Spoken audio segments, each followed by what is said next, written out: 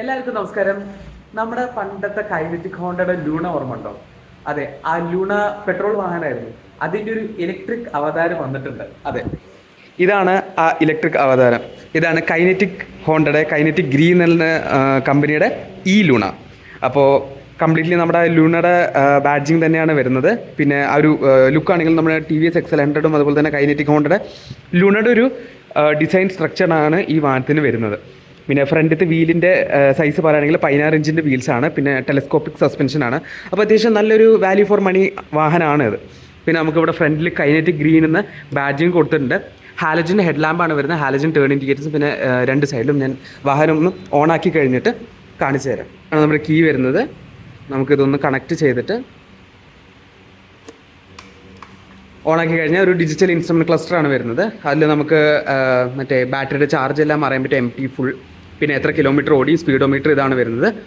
പിന്നെ നമുക്ക് ലൈറ്റ് ഒന്ന് ഓണാക്കി നോക്കാം. ഇതാ, അപ്പോൾ അത്യാവശ്യം നല്ല ഫോക്കസ്ഡ് ഹെഡ് ലാമ്പാണ് വരുന്നത്. ടേൺ ഇൻഡിക്കേറ്റേഴ്സ് ഇടുകയാണെങ്കിൽ ഇതാ ഇങ്ങനെയാണ് ഹെഡ് ലാമ്പ് വരുന്നത്. ടേൺ ഇൻഡിക്കേറ്റേഴ്സിൽ ഹാലജനാണ് കംപ്ലീറ്റ്ലി. അപ്പോൾ മറ്റേ LED ലൈറ്റ്, ഫ്രണ്ടിലത്തെ ഹെഡ് ലൈറ്റിനെ പറ്റി പറയുകയാണെങ്കിൽ അത്യാവശ്യം നല്ല ഫോക്കസ്ഡ് ആണ്. നിങ്ങൾക്ക് അവിടെ കാണാൻ പറ്റുന്നുണ്ടല്ലോ അല്ലേ? അപ്പോൾ കുറേ നമ്മൾ ഇരുട്ടത്തൊക്കെ പോകുമ്പോൾ കുറച്ചുകൂടി ദൂരത്തേക്ക് നമുക്ക് നേരെ നന്നായിട്ട് കാണുന്ന രീതിയിലാണ് ഇത് ഡിസൈൻ ചെയ്തിട്ടുള്ളത്. പിന്നെ നമുക്ക് ഡിപ്പർ ലൈറ്റ്സ് വരുന്നുണ്ട്. നമുക്കൊന്ന് സ്വിച്ച് ഓഫ് ചെയ്തിട്ട് ഇത് ടേൺ ഇൻഡിക്കേറ്റേഴ്സിൻ്റെ ഓപ്ഷൻ. ഹോൺ ഇതാണ്.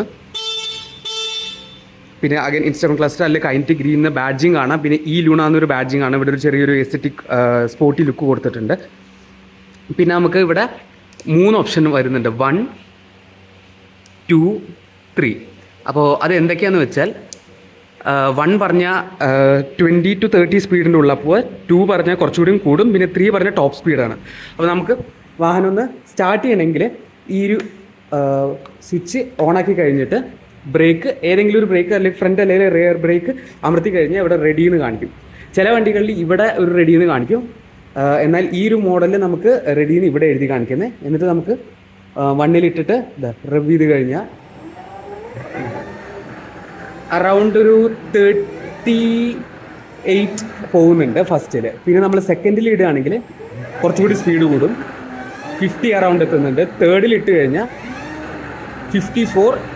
അപ്പോൾ ഈ വാഹനത്തിൻ്റെ ടോപ്പ് സ്പീഡ് എന്ന് പറഞ്ഞാൽ അറൗണ്ട് 50 to 55 km/h ഉള്ളിലാണ് വരുന്നത്.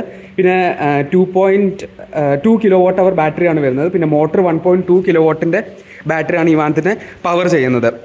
അപ്പോൾ ഫുൾ ചാർജ് ഒരു 4 മണിക്കൂറിൻ്റെ ഉള്ളാവും. പിന്നെ ഒറ്റ ചാർജിൽ നമുക്ക് 110 km മൈലേജ് വരുന്നുണ്ട്. 110 കിട്ടിയില്ലെങ്കിൽ ഒരു 100 km എന്തായാലും നമുക്ക് ഈ വാഹനത്തിന് മൈലേജ് വരുന്നുണ്ട്. പിന്നെ റിയറിൽ നോക്കുകയാണെങ്കിലും അത്യാവശ്യം നല്ല കോമ്പാക്ട് ഡിസൈനാണ് വരുന്നത്. റിയർ ലൈറ്റ്സ് ഹാലജനാണ്. ടേൺ ഇൻഡിക്കേറ്റേഴ്സും ഹാലജനാണ്. പിന്നെ ഇവിടെ നമുക്ക് റിഫ്ലക്റ്റേഴ്സ് കൊടുത്തിട്ടുണ്ട്. മഡ് ഗാർഡ്, ഈ ഒരു ഏരിയയിൽ നമുക്ക് മഡ് ഗാർഡ് കൊടുത്തിട്ടുണ്ട്. പിന്നെ ഇത് അത്യാവശ്യം നല്ല കുറേ പേർക്ക് ഇപ്പോൾ സിമെൻറ്റ് ചാക്ക് കയറ്റുകയാണെങ്കിലും അല്ലെങ്കിൽ മീൻ വിൽക്കുന്ന ആൾക്കാർക്കൊക്കെ വളരെ വാല്യൂ ഫോർ മണിയാണ്. കാരണം എന്താണെന്ന് വെച്ചാൽ പെട്രോളിനെക്കാട്ടിലും കൂടുതൽ കോസ്റ്റ് എഫിഷ്യൻ്റാണ് ഈ വാഹനം. അപ്പോൾ ഇതിൽ നമുക്ക് ഈ ലൂണാന്ന് ബാഡ്ജിങ് കാണാം. പിന്നെ ഇവിടെ ഒരു സ്റ്റോറേജ് സ്പേസ് കാണാൻ പറ്റും. ഫുഡ് റെസ്റ്റ് ഇവിടെയാണ് വരുന്നത്.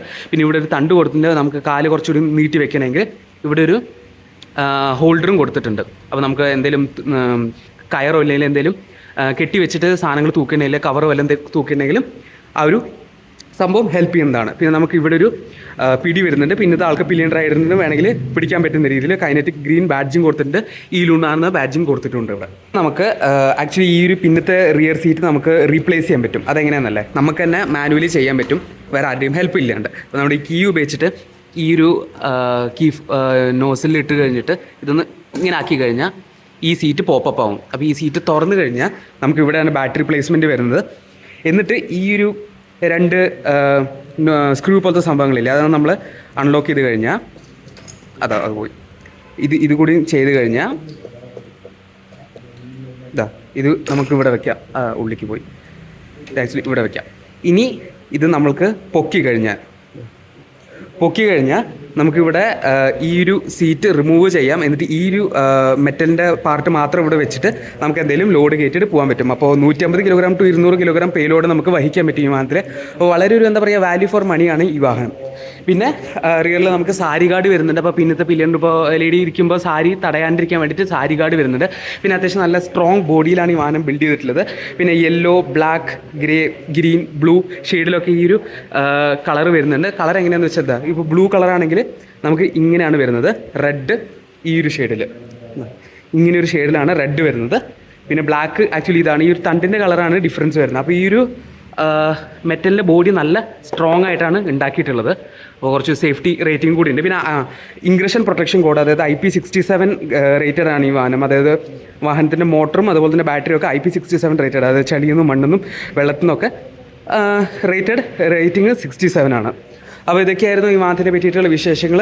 അപ്പോൾ നമ്മൾ വന്നിട്ടുള്ളത് കൈനറ്റിക് ഗ്രീനിൻ്റെ ഷോറൂമിലാണ്, പാലക്കാട് കല്ലേക്കാടുള്ള ഷോറൂമിലാണ്. അപ്പോൾ ഇതിനെ പറ്റിയിട്ടുള്ള കൂടുതൽ ഡീറ്റെയിൽസ് അറിയണമെങ്കിൽ ഞാൻ ഇവിടെ കോൺടാക്ട് നമ്പർ കൊടുക്കാം. നിങ്ങൾക്ക് ഈ വാഹനം ടെസ്റ്റ് ഡ്രൈവ് ചെയ്യാൻ പറ്റുന്നതാണ്. പിന്നെ എൻക്വയറി ചെയ്തിട്ട് നിങ്ങൾക്ക് വാഹനം ബുക്ക് ചെയ്യാവുന്നതാണ്.